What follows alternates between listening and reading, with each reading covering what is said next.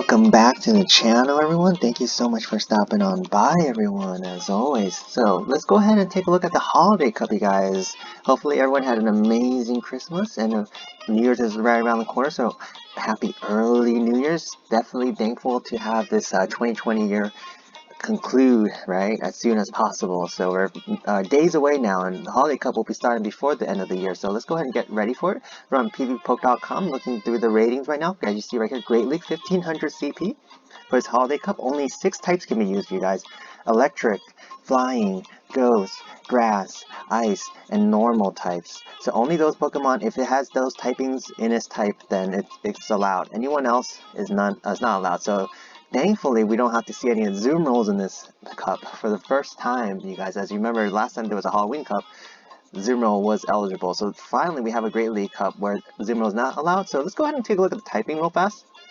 I'm on Eurogamer.net right now. Just take a quick look at the typings. I just want to show you guys, it's going to be very important to know your typings, because you can really build a very strong team if you understand what is strong and weak against, and also what it's going to do really well in certain matchups. As you see right here, normal is going to be allowed, right? Normal typing, as normals are very unique because they're only weak to fighting type moves. As you see here on the far right, vulnerable, right? But they also resist ghost types. But they're also going to have their move being resisted by steel types, ghost types, and rocks types. So it's a little bit of a trade-off. And the one thing I want you guys to focus on is try to have an upper edge, right? Because as you see normal types, yeah, okay, it's awesome that they can resist fighting, and they can resist ghosts, and that's about it. So you're gonna have to watch out for rock, ghost, and steel on the commerce, right? Even if you're facing a ghost type, you have to watch out against ghost types because they're resisting you as well. So it's kind of like a double-edged sword in that manner, and you have to watch out for fighting type moves. So normals actually are not the best balanced type to have for any cup, really. So normals are actually kind of vulnerable in this type of cup, especially when it's more condensed. And you take a look at flying, for example. Flying is a little more different because they'll resist a lot of different types of moves, fighting ground, bug, grass, which is great.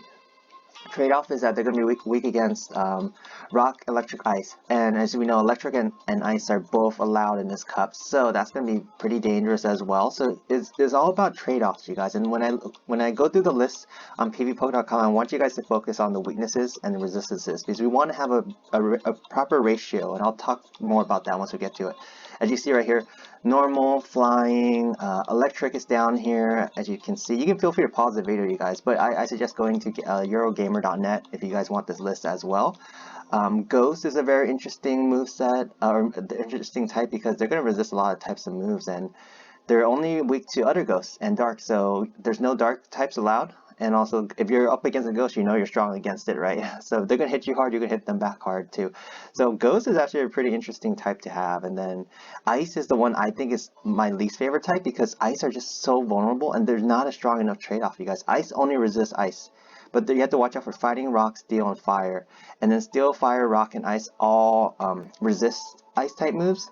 So yeah, so it's not a good move, not a good type to have. But I'll show you guys. There is one underrated Pokemon I have in mind that I think will be really good, and it is the ice type. So let's hop back into pvpoke.com now. Take a look at the list, you guys. As you see, Altaria is number 1. And before I get to the list, I want to go ahead and let you guys know that I'm going to break this up into a 3-part video. The first part will just be me going down the list, talking about different tips and tactics that will really help out for this holiday cup. And then the next 2 parts will be underrated Pokemon I think are too low on the list, or ones that are fairly high on the list, and I think they're just going to really do super well.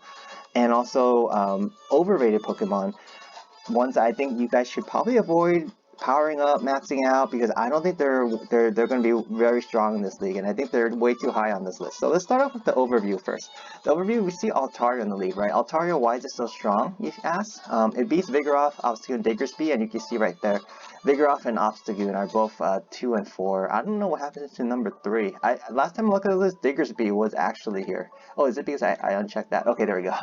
Yeah, so Vigoroth, Diggersby, Obstagoon, 3 really common Pokemon you'll be seeing, and Altaria beats all 3. So that's huge, you guys. Altaria's not going to be too vulnerable, aside from if you run into an ice type, or maybe a potential charmer like Wigglytuff. Whimsicott is also another charmer. But of course, Whimsicott will be weak to the flying type moves, right? So they can't take sky attacks. So a lot of people would rather use Wigglytuff. So you're gonna have to have counters for that because, and Altaria is gonna be so common because everyone had it for the normal Great League, right? So be wary of that. That's my number one tip, you guys. People are gonna just for the first day or two, they probably don't want to like test out new Pokemon yet. They probably just want to use whatever they had for the Great League, and Altaria, Vigoroth, Obstagoon. A lot of people had access to these. Alolan Marowak, Skarmory will be super common. Skarmory, by the way, I believe will be a tank will be the best tank for the Holiday Cup, and I'll explain a little bit of that. Why Wigglytuff is huge. A lot of people got it during the Kanto Cup. A lot of people got it for the Catch Cup. A lot of people got it for, you know, they already had one for a Great League. So Wigglytuff will be huge. And it does so well against Altarias, of course, so everyone's going to have one, so you got to have counters for that. So another thing I want to point out, you guys, as we hop back to the top of this real fast, as you see right here, number 2, number 3, number 4, all 3 of these guys are very interesting because all 3 are weak to fighting. Obstagoon is double weak. But Vigoroth and Obstagoon are quote-unquote fake fighters because they have access to counter, but they're actually not fighting type, but they are still weak to fighting, so they're going to be hitting each other pretty hard. Obstagoon will take the worst end of it because they're double weak to fighting. So I think fighting type moves will be very prevalent and very important for this league, because you see on this list real fast, Vigoroth, Diggersby, Obstagoon, Castform, Graveler, Magnezone, Dugong, Diggersby, Snorlax, Lickitung, all these guys are weak to fightings because they're all normal type Pokemon or rock type Pokemon or ice type Pokemon. So fighting type moves, having counter is huge, you guys, and that's why I think Vigoroth and Obstagoon will be very common, especially first few days. So you're gonna want to have counters, and like we mentioned, Altaria is a great counter, but not the only ones. So we're gonna keep on moving right along, and let's talk about the underrated Pokemon right away, you guys. And we already mentioned one. I think Skarmory will be really strong, because they beat Altaria, Obstagoon, and Vigoroth. How awesome is that, right? And why else I think Skarmory will be huge is because you take a look, they're weak to electric, which we know electric Pokemon are allowed for this cup. That's not a surprise on our end. We're completely aware of that. So one thing that I think is huge is because if you look at the resistances, though, that's a completely different story. It's going to resist the flying moves, which is allowed, grass types, normal type moves, all those body slam spams from Vigoroth. It's going to resist the Dragon Breaths of the Altaria. It's going to resist the Charms of the Wigglytuff. So it's going to be huge, you guys. It's going to be huge. And I think it's going to be a Pokemon you got to have if you want a tank. I'd rather have Skarmory as my tank over any other Pokemon for the Holiday Cup. Over Snorlax, over Diggersby, over everyone, you guys. Skarmory is the way to go if you want to have a tank for your team. And they're going to do really well in this league because you don't have to worry about a lone Stunfisk anymore because they're not allowed in this cup, you guys. The regular Stunfisk, which you also have to look out for, but the lone ones are not. And Skarmory, you know, they're only weak to electric and fire, like I mentioned, only single resisted. So, and we know Skarmory can take a hit. We know Skarmory can take a hit. So that's my number 1 underrated Pokemon, I think. Number 10 is fairly high, but still I think it could be higher. Wigglytuff, another Pokemon I think you gotta have, just to count as Altaria. Just still also beat Vigoroth and Obstagoon too. Obstagoon, of course, because of the dark typing. So you're gonna want to have Wigglytuff. I think Wigglytuff could be an amazing closer. If you have a team that, if you're against an opponent that's saving their shields to the very end, Wigglytuff can really punish them for that, you guys. Save a Wigglytuff in the back. That's where I like to put my Wigglytuffs. I don't like leading with it because you expose the plan too early, and your opponent can save their shields in the back end, and then you're in trouble later, right? So I like having Wigglytuff in the back, maybe catch an Altaria, flip a match, do something like that. I think it's huge. And then another Pokemon I think will be much lower on this list, actually, and I actually have one up at the top, which I'll go back to. Raichu, you guys. Raichu, this one's running Thunder Punch and Wild Charge. I would actually consider swapping Thunder Punch for Brick Break. The reason is because of the Obstagoon matchup. If you take a look at this, you guys, I'm running a one-on-one simulation between Raichu and Obstagoon right now. Switch the, and you guys see before I go on that, Obstagoon will win in the one shield. And if you switch Brick Break for Thunder Punch, right there, you see Raichu actually can flip it, you guys, because Brick Break actually is a move that Obstagoon will have to shield, because Obstagoon will take more than half health. And Brick Break doesn't do a lot of damage on face value, you guys. And it doesn't have stab or anything, but that's how glassy Obstagoon can be when it is up against a fighting type move. And a Brick Break can do a ton of damage, and against other Pokemon you can throw the Wild Charges, you guys. Throw the Wild Charges. So that's a very interesting matchup. I think Raichu is a very interesting Pokemon. Of course, all the Skarmory tanks will do poorly against it. You're going to catch some Lanturns in there, Laprases, Dugong, all these Pokemon you'll be seeing in the Holiday Cup, even Charizard too. And the nice thing about, like we were talking about typing earlier, right? Raichu is only weak to ground, and ground isn't even one of the 6 allowed types. And they're going to resist Steel, Flying, Electric. Flying and Electric, of course, are allowed. So it could be a very viable Pokemon. And I actually like Raichu over Alolan Raichu, and it looks like PB Poke agrees with me on this one for a change.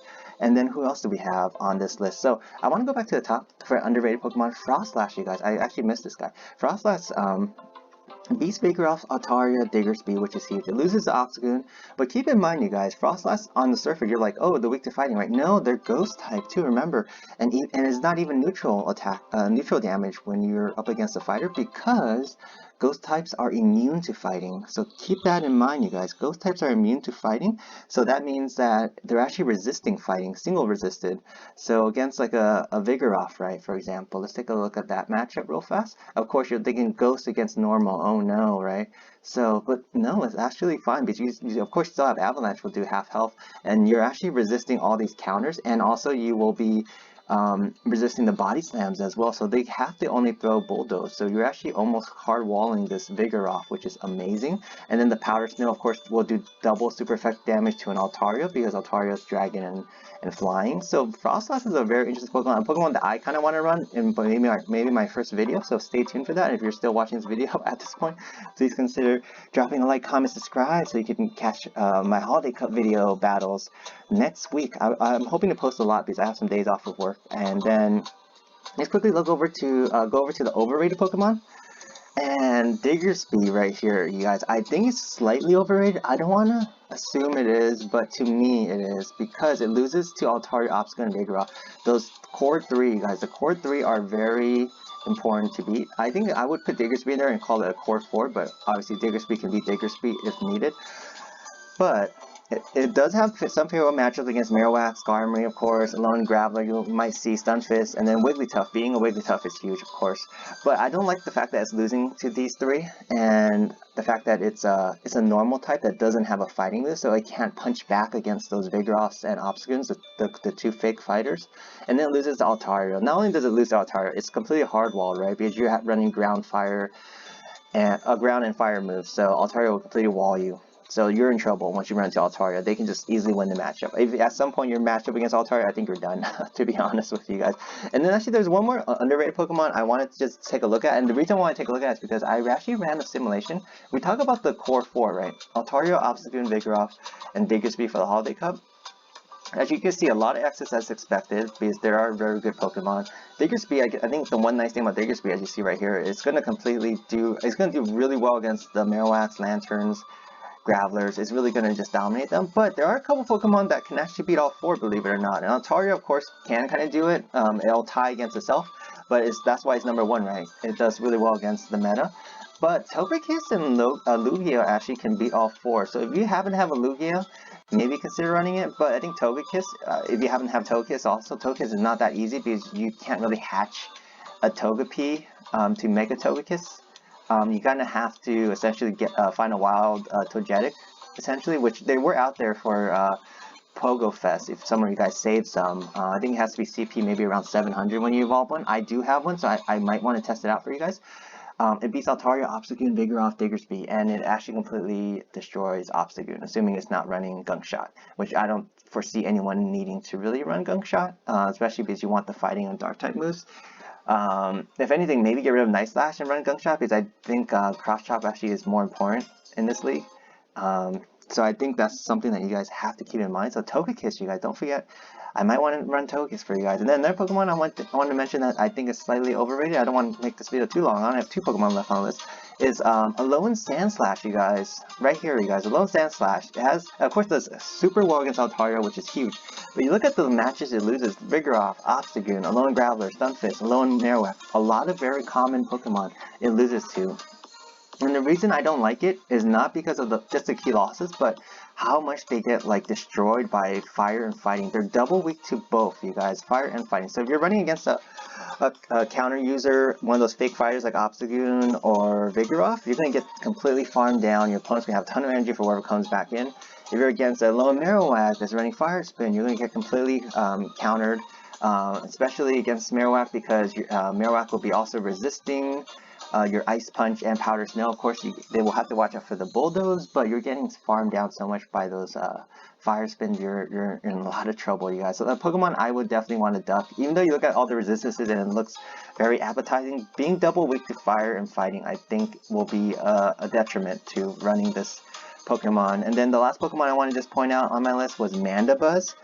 Mandabuzz is a very interesting Pokemon I've seen more and more of in the Great League this past season. Of course, one of the more newer Pokemon, it just doesn't perform very well against Altaria or Obstagoon.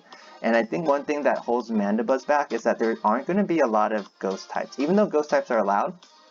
And you take a look at the weaknesses that Mandabuzz has as well. Electric and Ice both are allowed. So one thing I don't like about Mandabuzz is, like I mentioned, the lack of Ghost type Pokemon in this league, you guys. As you see the Ghost types right here. As I search up Ghost types, Frostlast and Marowak will be your most common, I feel. But then all of a sudden you pretty much have to look out for like Drift Blooms maybe. But aside from that, you're not going to find a lot of dark Ghost types in this league. I don't foresee many people running Ghost types. And then even against like Sableye, they're only taking neutral because of the dark typing as well. So you're not going to see a ton of Ghost types. So I don't think Mandabuzz will be as strong as is listed here. And so that's it, you guys. pvpoke.com, check them out. Hopefully everyone have an amazing holiday cup, and if you're new to the channel, please consider dropping a like, comment, subscribe, you guys, and support Pogo Science on my quest to 1,000 subscribers, hopefully someday. And if I don't happen to hear from you guys again, or if you guys don't happen to hear from me, I hope everyone have an amazing holiday cup and an amazing New Year's. Take care.